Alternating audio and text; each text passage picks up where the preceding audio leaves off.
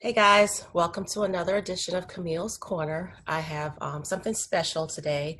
I asked for suggestions on what you guys think I should talk about, and I actually got a message, an email that I thought was interesting that we'd start. And I have brought somebody else into the corner.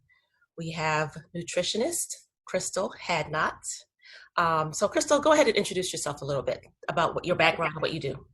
Okay, as you said, I'm Crystal Hadnott, and my background is what's considered integrative nutrition. So there are different types. There's clinical nutrition, and I do integrative nutrition, which means I integrate mind, body, and spirit into my practice. So that's kind of my background, and that's how I approach and my wellness approach to nutrition. Okay, great. So Crystal used to be my trainer a long, long time ago. It's kind of how we Yay! met. We had much success with her, and now she's a kind of a full-time nutritionist. And you still do Pilates? Yeah. I still do Pilates. I have a limited clientele with Pilates, but full-time nutrition. Okay.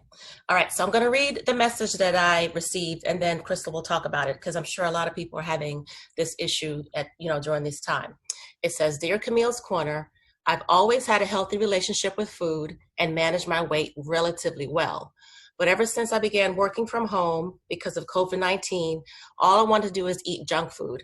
I know I'm craving comfort food to deal with this anxiety, but knowing it doesn't make it any easier to control. Please advise." Signed, Gaining Fast, and not in a good way. What would you say to that person? Well, I would say one, she's normal.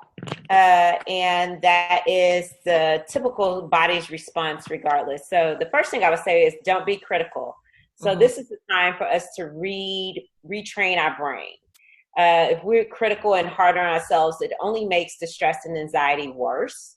And it's not going to change our eating patterns. The reality is that our brain and our gut are connected. There's a connection between the two. So whatever our brain is experiencing from an emotional standpoint, our gut will respond to what the brain is experiencing.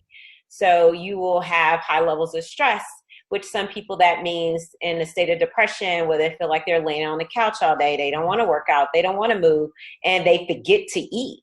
And then you have the people on the other end of the spectrum where it's a high level of anxiety. And when there's a high level of anxiety, you're going to the grocery store all the time, but you don't know why you're going to the grocery store. You're snacking endlessly. You're opening up your refrigerator constantly. You're walking around the house trying to figure out what you need to do.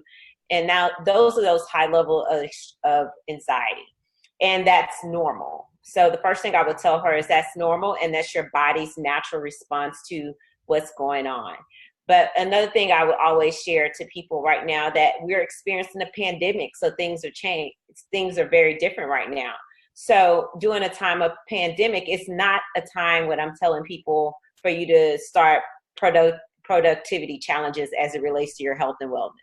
Like, it's not a time to like, I can get on this exercise plan. I can get on this meal plan.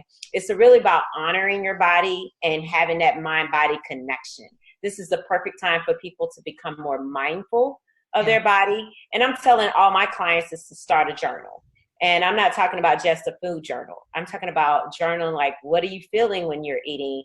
What kind of activities you do through that day? And then just go at the end of the day or the next week and look at what you did the following week and honor the fact that you ate 3 bags of Cheetos, but you can now relate to those emotions and that movement that you did throughout that day. So you have a better or proper response to move forward when you have that feeling come up again. So it's really about educating and retraining your brain and becoming mindful in a state of awareness. I found the first couple of weeks, the anxiety level was really, really high. But then the guilt came in because I was doing more comfort eating. And on top of the comfort eating, I was feeling guilty about the comfort eating, which just made it worse. So how do Mm-hmm. you deal with that?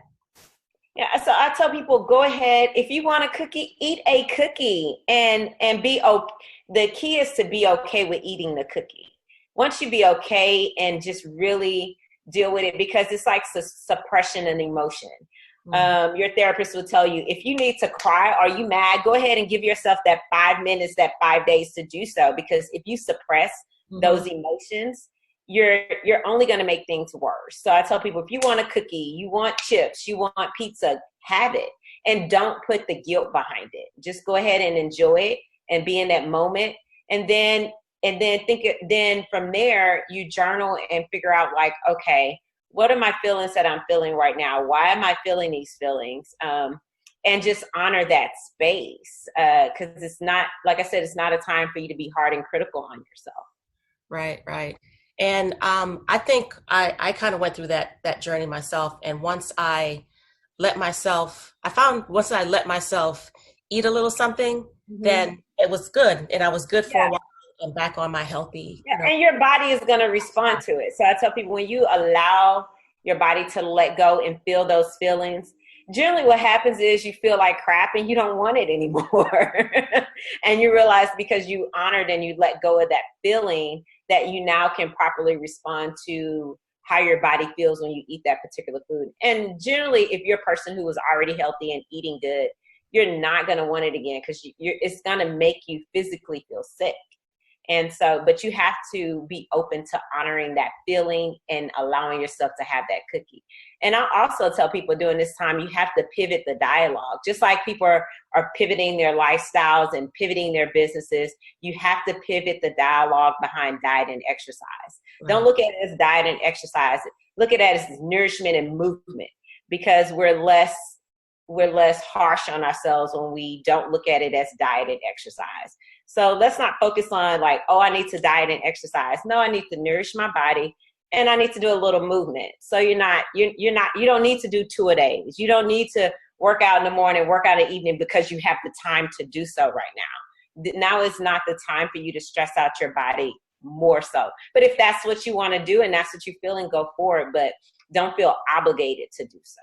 So the country's starting little by little to open back up. So how do we kind of gel into the new normal as things get back to a little bit normal, in the next couple of weeks? And just like you have to do this quick pivot, we're doing a slow opening up into our new normal. You have to slowly open up into return into your normal schedule, whatever that was, as it relates to food and movement. So if you knew you went to the gym 5 days a week, just because the gyms open up don't mean you go back to working out 5 days a week at the gym. Like that's not honoring your body and your space, and you're not giving your body time to adjust. So you need to ease back into your routine, just like we're easing back onto opening up into our new normal. You need to ease back up into what your old normal used to be. So don't rush. Don't feel like you have to rush because the gyms open up. Don't feel like you have to rush because your place where you're getting meal preps now have food. Don't feel like you have to go right back to that meal prep lifestyle. So I tell people, just don't feel obligated around anything. Just be and feel, and be kind to yourself in this time. Wellness is just that simple. I tell people, wellness is simple. It's about food, water, sunlight, movement, and finding your purpose. That's it. It's not about having a six-pack. I mean, you can have it, but it's not about having a six-pack. That doesn't make you healthy. Talking about abs, not beer. Yeah, talking about abs. And it's not so much about, once we let go of the focus on how we look and focus more on how we feel and how we perform, that's when we're going to find our state of wellness. And the body will respond to that. All right. She said state of wealth. State of wealth. State of wealth and health is your wealth, right? Mm-hmm. Well, Crystal, thank you so much. This was very informative. Thank you for joining me in the corner. And how can people get in touch with you? If they want to get in touch with me, I am extremely active on Instagram. So at Instagram, Crystal Hadnott.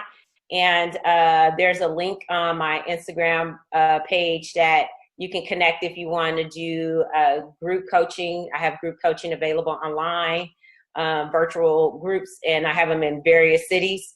I also do virtual consultations, video style consultations. So you can schedule consultations. Or if you just want to be a part of what I call my Nourish community, I do free workshops for people who have a membership, and you get handouts and homework and all that good stuff if you want to join the Nourish community.